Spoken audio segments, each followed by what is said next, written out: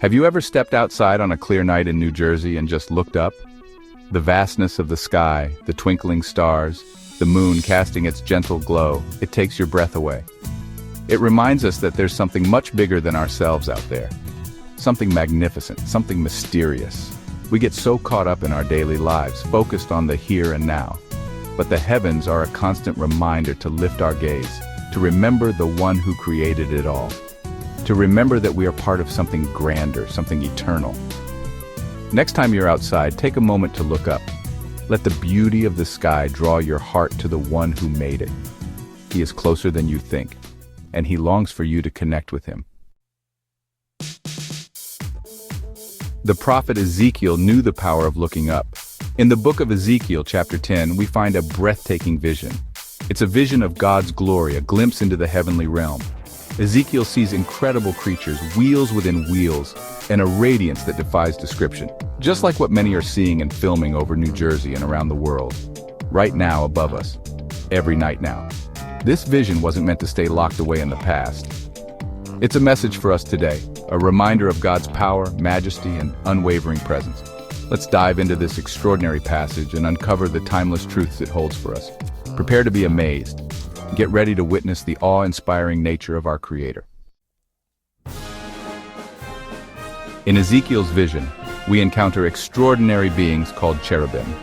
These are not the chubby, baby-faced angels we often see in paintings. These are powerful, awe-inspiring creatures. Ezekiel describes them as having 4 faces: a man, a lion, an ox, and an eagle. Each face represents something special about God. The man represents God's intelligence and wisdom.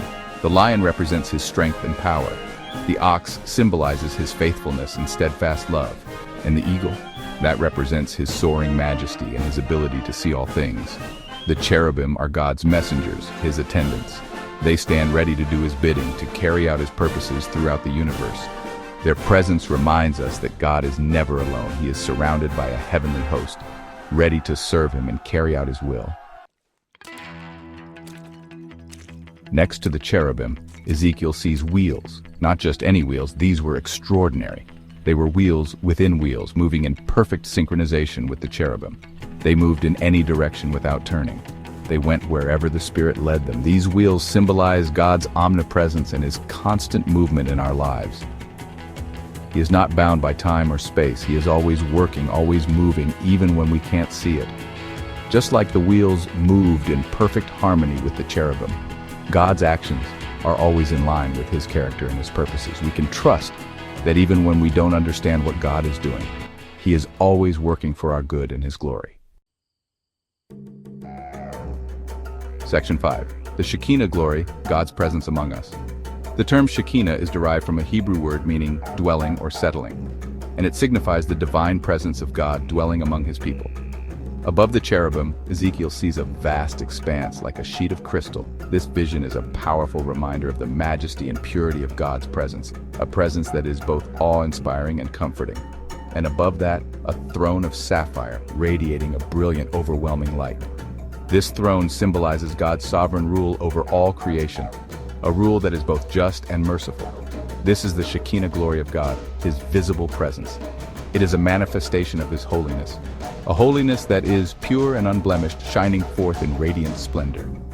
The Shekinah glory represents God's holiness, his power, and his intimate presence with his people. It is a reminder that God is not distant or detached, but deeply involved in the lives of his followers. In the Old Testament, the Shekinah glory filled the tabernacle, and later, the temple in Jerusalem. These sacred spaces were set apart for worship and communion with God, and his glory filled them as a sign of his approval and blessing. It was a visible reminder of God's covenant with his people. This covenant was a promise of his unwavering love and faithfulness, a promise that he would be their God and they would be his people. Though we may see a physical manifestation of God's glory today, his presence is with us. We can sense his presence in the sky above, the beauty of creation, in the quiet moments of reflection, and in the love and kindness of others. He has promised to never leave us nor forsake us. This promise is a source of great comfort and strength, especially in times of difficulty and uncertainty. He dwells within every believer through the Holy Spirit. The Holy Spirit is our constant companion, guiding us, teaching us, and empowering us to live lives that honor God. His presence brings comfort, guidance, and strength. In moments of prayer and worship, we can feel His nearness, a nearness that reassures us of His love and care. We can experience His presence through prayer, worship, and by reading His Word. These spiritual practices open our hearts to His voice and help us to grow in our relationship with Him, experiencing the fullness of His love and grace. Section 6. Ancient Vision, Modern Relevance, Signs in the Skies. Some may ask, are there modern-day equivalents to Ezekiel's visions? In ancient times, people often looked to the heavens for signs and wonders, interpreting celestial events as messages from the divine. Today, we still find ourselves gazing upward, searching for meaning in the vast expanse above us. Are there signs in the skies above New Jersey? Could the changing patterns of the clouds, the brilliance of the stars, or the vibrant hues of a sunset be more than just natural phenomena? Could they be whispers from the Creator reminding us of His presence? While we must be careful not to misinterpret natural phenomena or sensationalize events, we can't deny that God can and does work through extraordinary means. The Bible is filled with instances where God used the natural world to communicate with His people. From the parting of the Red Sea to the star that guided the wise men to Bethlehem, the heavens have always been a canvas for divine messages. Perhaps it's a breathtaking sunset that leaves you speechless. The way the colors blend and dance across the sky can feel like a personal message, a reminder of the beauty and wonder of creation. Maybe it's a sudden, unexpected answer to prayer. In moments of desperation or doubt, a clear sign from above can bring immense comfort and reassurance, reminding us that we are heard and loved. Or maybe it's simply the quiet whisper of the Holy Spirit, guiding you, comforting you, reminding you that you are not alone.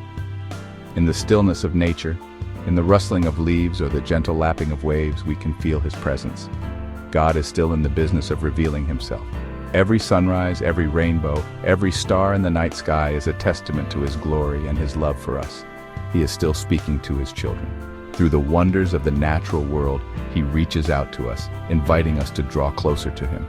We need to open our hearts and minds to recognize His presence in our lives. By being attentive and receptive, we can see His hand in the everyday miracles around us. We don't need sensational signs to know that God is real and that He is working in our world.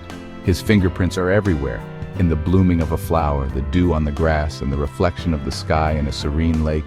We see His handiwork. Every moment, every detail speaks of His love and care for us. Section 7. Angels among us, God's unseen helpers. Though we may not see cherubim flying through the sky, Hebrews chapter 13 verse 2 tells us, "Do not forget to show hospitality to strangers, for by so doing, some have shown hospitality to angels without knowing it." God's angels are still active today, ministering to His people, protecting them, and carrying out His will. We may never know how often God has used angels to intervene in our lives, but we can take comfort in knowing that He is always watching over us, sending His messengers to guide and protect us. Have faith that even in the midst of difficulty, God is working behind the scenes. He is orchestrating events for our good and His glory. His love for us is unwavering, and He will never leave us to face life's challenges alone. Section 8. Unwavering Hope, Trusting in God's Plan. The book of Ezekiel was written during a time of great turmoil and uncertainty for the Israelites. They were facing the destruction of their beloved city, Jerusalem, and the temple, which was the center of their worship and community life. The Babylonians had taken them into exile, and they were living in a foreign land, surrounded by unfamiliar customs and gods. They were in exile, far from their homeland, their future uncertain. The Israelites were grappling with feelings of despair and hopelessness, wondering if they would ever return to their land, or if they were abandoned by God forever. It was a period of deep spiritual and emotional crisis. Yet, through it all, God was faithful. He did not leave them without hope. Through the prophet Ezekiel, God communicated powerful visions and messages that reassured the Israelites of His presence and His plans for their future. These visions were a beacon of light in their darkest times. He gave them hope through Ezekiel's visions. These visions included the promise of restoration and renewal. God showed Ezekiel a vision of a valley of dry bones coming to life symbolizing the revival of the nation of Israel. This powerful imagery conveyed that no matter how dire the situation seemed, God had the power to bring life and hope back to his people. These visions reminded them that God was still in control, that he had not abandoned them. Even in exile, God was with them, guiding them and preparing a future for them. The message was clear. God's plans are always for the good of his people, even when they cannot see it. He would see them through their trials and bring them back to their land. This promise of return and restoration was a source of immense comfort and strength for the Israelites. It gave them the courage to endure their present hardships with the hope of a brighter future. Just like the Israelites, we too face difficult times. We encounter moments of uncertainty, fear, and doubt. Life can be challenging, and we may find ourselves in situations that seem insurmountable. But the story of Ezekiel reminds us that we are not alone in our struggles. We may feel lost, afraid, or uncertain about the future. These feelings are natural, but we must remember that God is always with us. He sees our pain and our struggles, and he is working behind the scenes to bring about his perfect plan for our lives. But we can hold fast to the hope that God is with us. His presence is a constant source of comfort and strength. We can trust that he is guiding us even when the path ahead is unclear. His love for us is unwavering, and his plans for us are always for our good. He will never leave us nor forsake us. This promise is a cornerstone of our faith.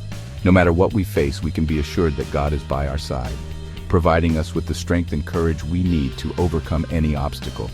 He is working all things together for good for those who love him. This truth gives us hope and confidence. We can face the future with assurance, knowing that God is in control and that his plans for us are filled with hope and promise. No matter what challenges we face, we can have unshakable hope in God's love and faithfulness. His promises are true, and his love for us is eternal. Let us hold on to this hope and trust in God's perfect plan for our lives. Section 9, Eyes on the Heavens, Feet on the Ground. As we've explored Ezekiel's vision, we've been reminded of God's power, majesty, and unwavering presence. But this vision wasn't meant to make us passive spectators gazing at the heavens while neglecting the world around us. Yes, let us be filled with awe and wonder at the God we serve. But let us also be compelled to action. Let us be his hands and feet in this world, sharing his love, compassion, and hope with those around us. Let's keep our eyes on the heavens, but our feet firmly planted on the ground, ready to serve our neighbors and make a difference in the world. Let us live lives that reflect the glory of the God we serve. Let us be a beacon of hope in a world that desperately needs it.